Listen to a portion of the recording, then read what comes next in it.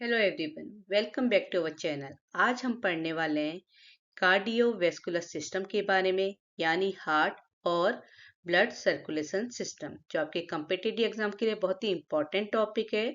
इस वीडियो में हम एनाटॉमी, फिजियोलॉजी, डिसीज और हेल्थ एजुकेशन से रिलेटेड पढ़ेंगे। तो वीडियो को अंत तक जरूर देखिएगा।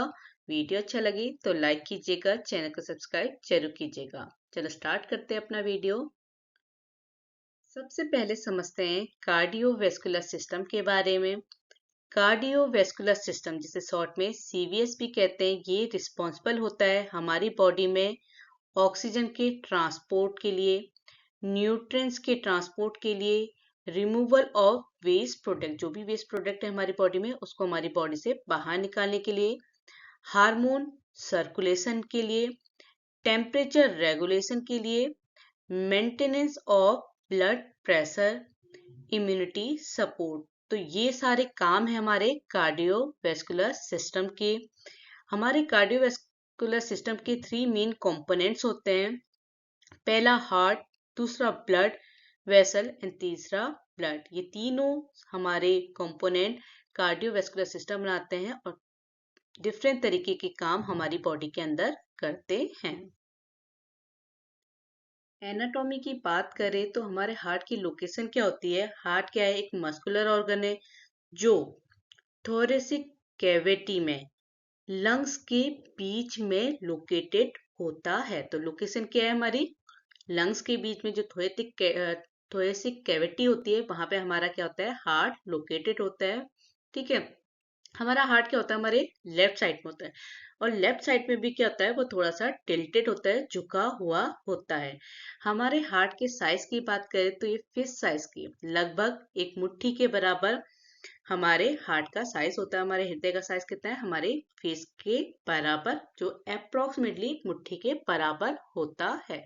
हमने क्या पढ़ा कि हमारे हार्ट की लोकेशन कहाँ पे है?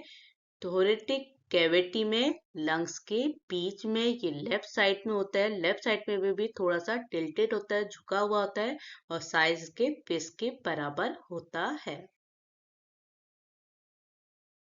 अब समझते हैं हार्ट्स की लेयर्स के बारे में। हार्ट में हमारी क्या होती हैं? थ्री लेयर्स होती हैं। कौन कौन सी?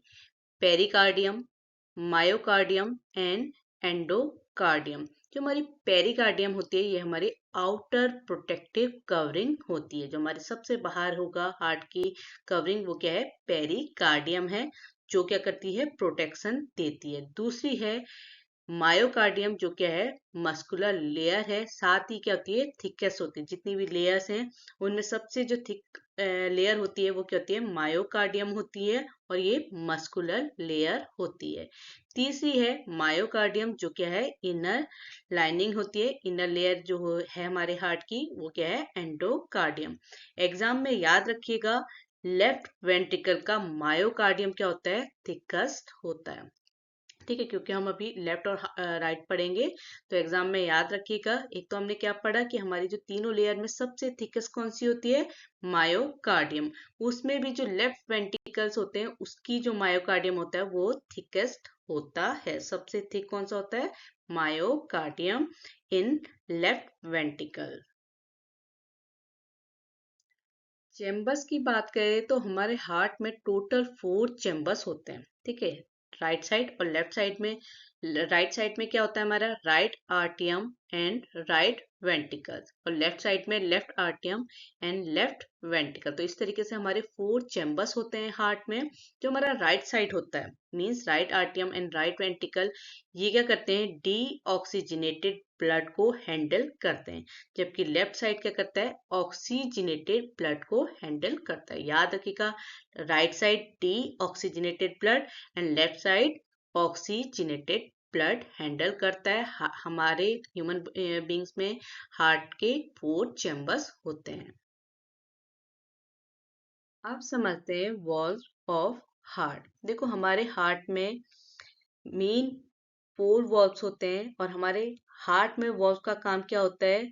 ब्लड की बैक फ्लो को रोकना। तो इनकी अगर बात करें कौन कौन से वॉल्व होते हैं हमारे हार्ट में, तो पहला है ट्राइकस्पिड वॉल्व, दूसरा है बाइकस्पिड या मिट्राल वॉल्व, तीसरा है पल्मोनरी वॉल्व और चौथा है एरोटिक वॉल्व। लोकेशन की बात करें तो ट्राइकस्पिड वॉल्व होता है राइट आर्टियम से राइट वेंट्रिकल में। बाइकस्पिड या मिट्राल वॉल्व की बात करें तो ये लेफ्ट आर्टियम से लेफ्ट वेंट्रिकल में होता है। ठीक, कंफ्यूज मत होना, ये राइट लेफ्ट ये याद रखिएगा। ठीक है, पल्मोनरी वॉल्व होता है हमारा राइट वेंट्रिकल से पल्मोनरी आर्टरी में, और एरोटिक वॉल्व होता है लेफ्ट वेंट्रिकल से एरोटा। ठीक है, तो हमारे हार्ट में 4 वॉल्व होते हैं और हमारे वॉल्व का काम क्या है, ब्लड के बैक फ्लो को रोकना। हार्ट से कनेक्टेड मेजर ब्लड सेल्स की बात करें तो हमारे हार्ट में कौन कौन सी मेजर ब्लड सेल्स होती हैं, aorta, pulmonary artery, pulmonary vein, superior vena cava और इंफीरियर वेना कावा। ठीक है, ये क्या हो गई, ब्लड वेसल्स हो गई। अब हमारी जो अरोटा होती है वो लार्जेस्ट आर्टरी होती है, सबसे बड़ी कौन सी है, अरोटा। पेलिमिनरी आर्टरी क्या करती है, डीऑक्सीजनेटेड ब्लड को कैरी करती है, और जबकि पेलिमिनरी वेन कैरीज ऑक्सीजनेटेड ब्लड। ठीक है, कंफ्यूज मत करना, पेलिमिनरी artery carries deoxygenated blood and vein carries oxygenated blood। और क्या पढ़ा हमने, अरोटा क्या है, हमारी लार्जेस्ट आर्टरी है, सबसे बड़ी आर्टरी है बॉडी में। अब समझते हैं ब्लड सर्कुलेशन का कंप्लीट पाथवे। देखो सबसे पहले क्या होता है, बॉडी से ब्लड वेना केवा के थ्रू राइट आर्टियम में जाता है, फिर ट्राइकस्पिड वॉल्व से राइट वेंट्रिकल में जाता है, उसके बाद राइट वेंट्रिकल से पेलिमिनरी आर्टरी के थ्रू लंग्स में जाता है। अभी सबसे पहले हमने क्या पढ़ा कि ब्लड क्या है, वेना केवा के थ्रू राइट आर्टियम में पहुंचा, राइट आर्टियम से फिर ट्राइकस्पिड वॉल्व से राइट वेंट्रिकल में पहुंचा। ठीक है, राइट वेंट्रिकल से पेलिमिनरी आर्टरी के थ्रू किसमें पहुंचा, लंग्स में पहुंचा। अब लंग्स से क्या है, ऑक्सीजनेटेड ब्लड प्रिलिमिनरी वेन के थ्रू किसमें पहुंचेगा, हमारे लेफ्ट आर्ट्रियम में पहुंचेगा। अब फिर क्या हुआ, जो हमारा माइट्रल वॉल्व है उससे वो लेफ्ट वेंट्रिकल के थ्रू किसमें पहुंचेगा, अरोटा में पहुंचेगा। और इससे क्या होगा कि हमारा जो ब्लड है पूरी बॉडी में पंप होता है, क्योंकि अरोटा क्या करता है, हमारी ब्लड को पंप करने का काम करता है। तो इस तरीके से हमारी बॉडी में कंप्लीट ब्लड का सर्कुलेशन होता है। ठीक है, आप समझते हैं कार्डिक साइकिल।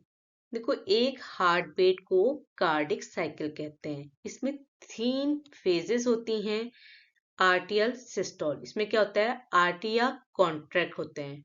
वेंट्रिकुलर सिस्टोल, इसमें हमारे वेंट्रिकल्स कॉन्ट्रैक्ट होते हैं। उसके बाद आता है डायस्टोल, जिसमें क्या होता है, ये क्या होती है, रिलैक्सन फेज होती है। किसी भी एक कंप्लीट साइकिल लगभग नॉर्मल ड्यूरेशन क्या होती है हमारी साइकिल की, 0.8 सेकेंड। मीन्स हमारा जो कार्डिक साइकिल है वो लगभग 0.8 सेकेंड में कंप्लीट होता है। अब बात करते हैं इलेक्ट्रिकल कंडक्शन सिस्टम की। देखो हार्ट अपने आप में क्या करता है, बीट करता है, क्योंकि इसमें क्या होता है, इलेक्ट्रिकल कंडक्शन सिस्टम होता है। इसके पार्ट कौन कौन से हैं, पहला है ऐसे नोड जो हमारा नेचुरल पेसमेकर होता है, दूसरा एवी नोड, तीसरा है बंडल ऑफ हिस एंड चौथा है पुरकिंजे फाइबर्स। एग्जाम में याद रखिएगा, जो ऐसे नोड होता है वो हमारे हार्ट रिदम को कंट्रोल करता है। ठीक है, हार्ट रेट की बात करें तो नॉर्मल हार्ट की रेंज होती है 60 टू 100 बीपीएम। ठीक है, नॉर्मल एडल्ट में जो हमारे पर मिनट्स में हमारा हार्ट 60 टू 100 टाइम बीट करता है, मतलब 1 मिनट में आपका दिल 60 से 100 बार क्या करेगा, धड़केगा। और नॉर्मल रेंज क्या है, 60 to 100 BPM, beat per minute. Important term की बात करें तो टैकीकार्डिया मीन्स होता है fast heart rate, bradycardia means होता है स्लो हार्ट रेट। मतलब ये तो क्या है, हमारी नॉर्मल रेंज है 60 टू 100 बीट पर मिनट, पर अगर क्या है कि जो हार्ट रेट है वो क्या है, फास्ट है, तो उसके लिए कौन सा टर्म यूज होता है, ट्रैकीकार्डिया। और स्लो हार्ट रेट है तो ब्रेडीकार्डिया।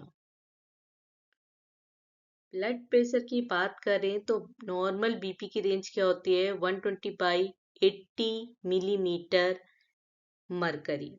ठीक है। सिस्टोलिक प्रेशर जब क्या होता है, वेंट्रिकुलर कॉन्ट्रैक्शन होता है। डायलेस्टिक प्रेशर जब रिलैक्सन होता है। तो ये क्या होता है हमारा सिस्टोलिक, और ये क्या होता है हमारा डायस्टोलिक। रेंज होती है कि जब हमारा अगर किसी की नॉर्मल बीपी है तो उसकी रेंज क्या आएगी, 120/80 मिलीमीटर मरकरी। अगर हाई बीपी है तो उसके लिए हाइपरटेंशन वर्ड यूज होता है, और लो बीपी के लिए हाइपोटेंशन टर्म यूज होता है। ठीक है। ब्लड वेसल्स टाइप, तो हमारे हार्ट में 3 वेसल टाइप्स होते हैं।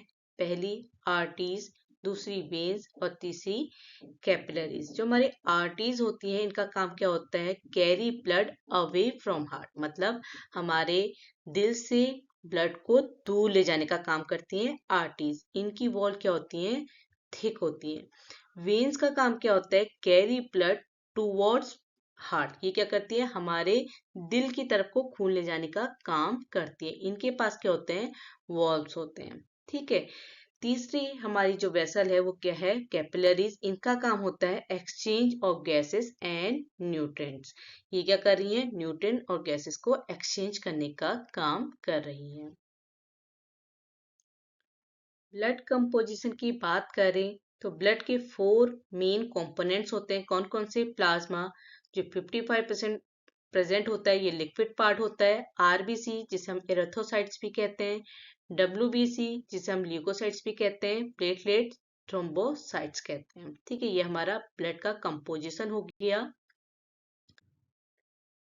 ब्लड कंपोनेंट के इंपॉर्टेंट पॉइंट्स की बात करें तो आरबीसी का इंपॉर्टेंट पॉइंट कौन कौन से हैं। आरबीसी की फुल फॉर्म होती है रेड ब्लड सेल्स। आरबीसी में क्या होता है, हीमोग्लोबिन प्रेजेंट होता है। आरबीसी का काम होता है ऑक्सीजन ट्रांसपोर्ट करने का। लाइफ स्पेन की बात करें तो आरबीसी की लाइफ स्पेन होती है 120 डेज। आरबीसी प्रोड्यूस होते हैं बोन मैरो में। ठीक है। अब बात करेंगे डब्ल्यूबीसी में, तो डब्ल्यूबीसी का फंक्शन क्या होता है, इम्यूनिटी। ये हमारी बॉडी को क्या करता है, इम्यूनिटी देता है। इन्फेक्शन डिफेंस, जो भी हमारा डिफेंस सिस्टम है, क्या है कि कोई भी अगर हमें इन्फेक्शन हो रहा है या कोई बीमारी हो रही है उसके अगेंस्ट कौन फाइट करता है, WBC means white blood cells. ठीक है। उसके बाद हमारी आती है प्लेटलेट, जो क्या करते हैं, ब्लड क्लॉटिंग करने का काम करते हैं। कहीं पे भी अगर हमारा कट लग जाता है तो वहां पे जब क्लॉट बनता है तो उसमें कौन हेल्प करती है, प्लेटलेट काम करती है। प्लेटलेट की लाइफ स्पेन होती है 7 to 10 डेज।